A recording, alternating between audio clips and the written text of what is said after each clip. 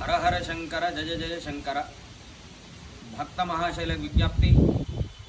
ఈ శ్రావణ మాసంలో ఎంతో పవిత్రమైనటువంటి మాసం. ఈ శ్రావణ మాసంలో వచ్చేటువంటి సోమవారం, మొట్టమొదటి సోమవారం రోజున నాగపంచమి అవడం చాలా విశేషం.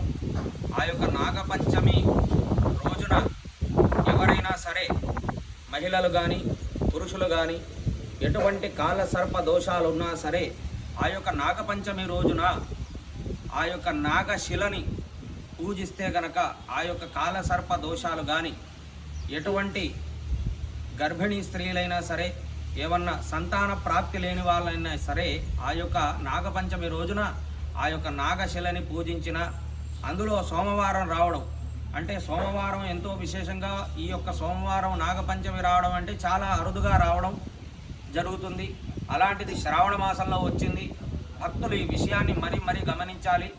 సంవత్సరానికి ఒకసారి మటుకే ఈ యొక్క సోమవారం రోజున ఆ యొక్క నాగపంచమి రావడం జరుగుతుంది. పురాణంలో, శాస్త్రాల్లో చెప్పినటువంటి శ్లోకం, వాహనం వృషభోజస్య వాసుకి కంఠభూషణం వామే శక్తిధరం వందే భకారాయ నమో నమః అని అన్నారు. అంటే వాసుకి అనే ఒక సర్పం దేవనాగు, దేవతలకి నాగులకి ఎంతో అత్యంత పవిత్రమైనటువంటి అనుబంధం ఉంటుంది. శ్రీ పరమశివుడు కూడా మెడలో కూడా సర్పం ఉంటుంది. ఆ యొక్క విష్ణుమూర్తి కూడా ఆ యొక్క శేష సర్పం మీద నిద్రిస్తూ ఉంటాడు.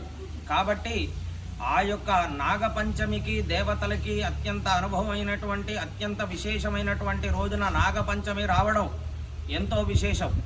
భక్తులు శ్రావణ మాసంలో ఈ యొక్క నాగపంచమి ఆ యొక్క నాగదేవతని పూజిస్తే మీ యొక్క ఇంట్లో ఉన్నటువంటి కాలసర్ప దోషాలు కానీ, ఎటువంటి గ్రహ బాధలు ఉన్నా సరే, ఆ యొక్క నాగపంచమి రోజున పూజిస్తే గనక మనకి సకల దరిద్రాలు తొలగిపోయి అష్టైశ్వర్య భోగ భాగ్యములు కలుగుతాయని ఆ యొక్క శాస్త్ర వచనం. భక్త మహాశయులు ఈ విషయాన్ని గమనించుకొని 17వ తారీఖు సోమవారం రోజున నాగపంచమి